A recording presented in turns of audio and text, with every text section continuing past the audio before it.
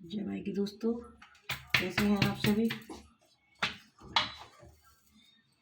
मैं बहुत अच्छी हूँ दोस्तों। आज मैं एक विशेष विषय पे बात करने आई हूँ। वो विषय है घूंघट प्रथा। घूंघट प्रथा इसलिए है दोस्तों कि हमारा देश चाहे कितना भी आगे बढ़ गया है, चाहे कुछ भी है, लेकिन कुछ ग्रामीण इलाकों में घूंघट प्रथा अभी भी है।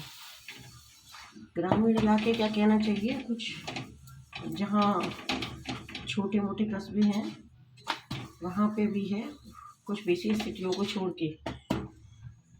तो घूंघट प्रथा समझ में आता है कि बड़े बूढ़े इसलिए करवाते हैं कि भाई आदर सम्मान बड़ों का बना रहे। लेकिन मुझे एक बात बताइए, जब आदर सम्मान मन में ही नहीं है तो वो घूंघट करने से क्या होगा।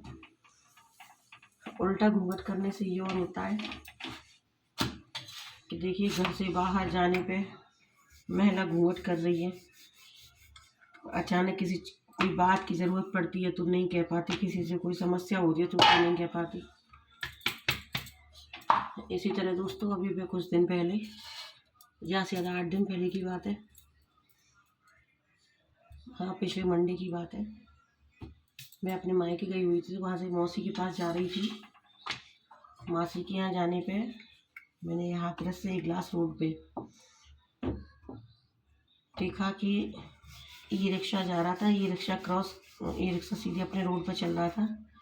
दूसरी साइड से एक औरत दोस्तों शॉल का घूंघट करके, शॉल जो बुलंद शॉल चल रहा है उनका घूंघट करके रोड क्रॉस कर रही है, जबकि जिधर से वो रोड क्रॉस कर रही थी, ठीक है, उधर उनके जेठ जी थे, जेठानी जी थे, बाइक पे घूंघट क्रॉस कर रही थी और वो महिला हमारे ई रिक्शा से टकराते टकराते बची, मतलब लिटिल बिट टकराई गई थी।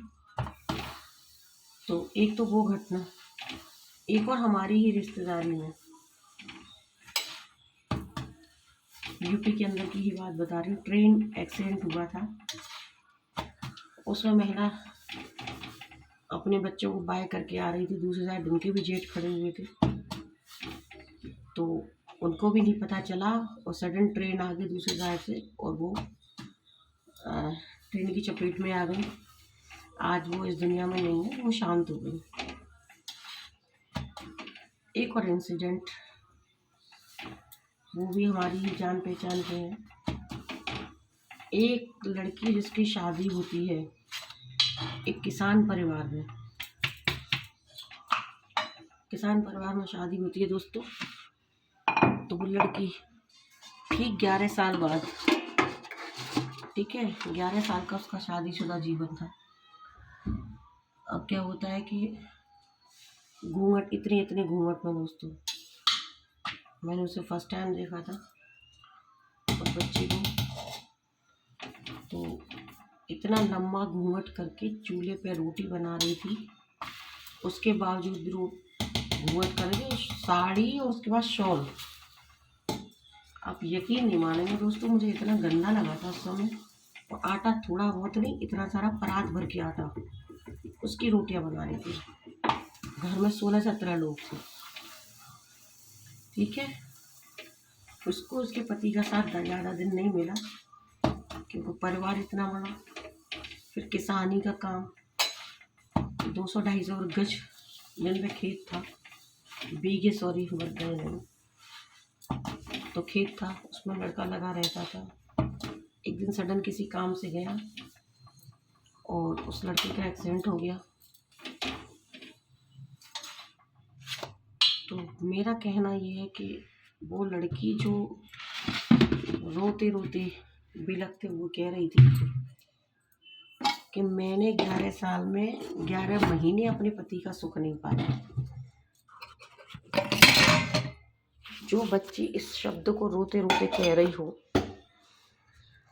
ठीक है, उसके दिल पे क्या ही बीत रही होगी, क्या बीत रही होगी उसके माँ बाप के दिमाग पे, ठीक है।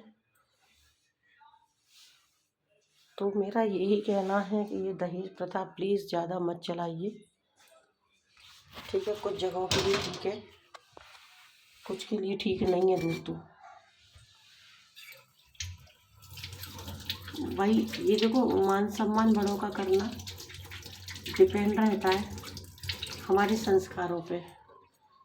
आपको ये देखना, आपको ये डाउट है कि लड़की हमारा मान सम्मान करेगी कि नहीं करेगी, तो आप संस्कारी परिवार देखो, ठीक है। जिस परिवार में संस्कार होंगे, ठीक है ना, वहाँ की बेटी बड़ों को जवाब कभी नहीं देगी।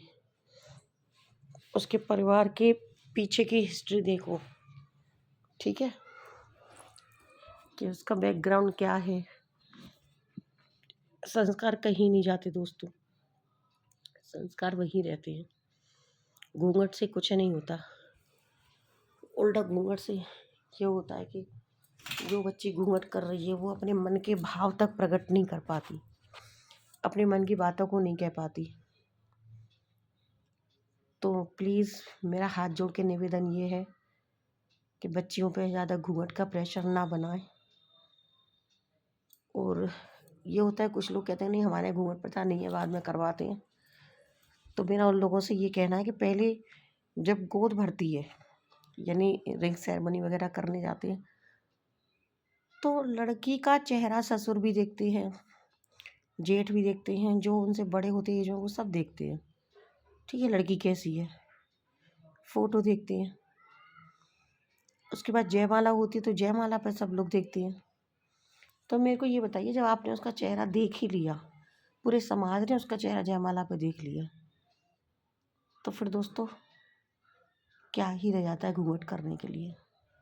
काफ़ी पुराने समय की कही जाए तो घूंघट प्रथा ये थी कि भाई जीवन ही लड़की का परिवार में बीत जाता था।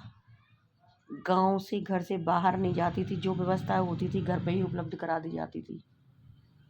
ये मेरी समझ में नहीं आता कि घूंघट करके मार्केट में जाना। भाई बच्ची जा रही है तो आप लोग मत जाओ। कई बार मैंने ये भी देखा है कि रोड पे जो ग्रामीण इलाके से गाड़ियां जब निकलती हैं, हम लोग निकलते हैं, तो वहाँ देखते हैं भाई सर पे वो परात रखी हुई है गोबर वगैरह की, घूंघट यहाँ तक है और लड़की चली जा रही है। भाई अभी कुछ तेज़ स्पीड में कोई वाहन आ जाए, वो ठोक जाए, तो कारण क्या रहा, सिर्फ और सिर्फ घूंघट, ठीक है। और पुराने समय में भी घूंघट था, परिवार में ही चल जाता था, कुछ नहीं था, कहीं आना जाना नहीं था, बड़े लोग ही सारी चीज़ें देखते थे, तो वो घूंघट वहाँ ठीक था कि भाई घर में सास ननद के बीच में ही रहना है, तो वो घूंघट हो रहा है। जबकि आज के समय में तो अधिकतर ज़्यादा लंबे चौड़े परिवार भी नहीं है, कुछ ना कुछ काम के लिए बाहर आना जाना ही रहता है। घूंघट हो लेकिन दुर्घटना ना हो, इसका विशेष ध्यान रखें। बच्चियां आजकल इतना नहीं सहन कर पाती हैं, अभी इतना कर बहुत कम जगह पे घूंघट रह गया है। अब ऐसा भी नहीं कि ज़्यादा रह गया है, लेकिन जो लोग घूंघट करवाते हैं उनसे हाथ जोड़ के विनम्र निवेदन है कि अगर किसी की बच्ची को आप मार्केट भेज रहे हैं या मार्केट जाना है, तो प्लीज़ वो लोग उसके साथ ना जाएं जो घूंघट करवाते हैं, यानी जो रिश्ते में बड़े हैं। छोटों को भेज दें, पति पत्नी को भेज दें, ननद भाभी को भेज दें, देवरानी जेठानी को भेज दें, सास बहू को भेज दें, जिसमें कि यहाँ तक घूंघट रोड पे ना करना पड़े और जिसकी वजह से घटना दुर्घटना ना हो। जय माई की।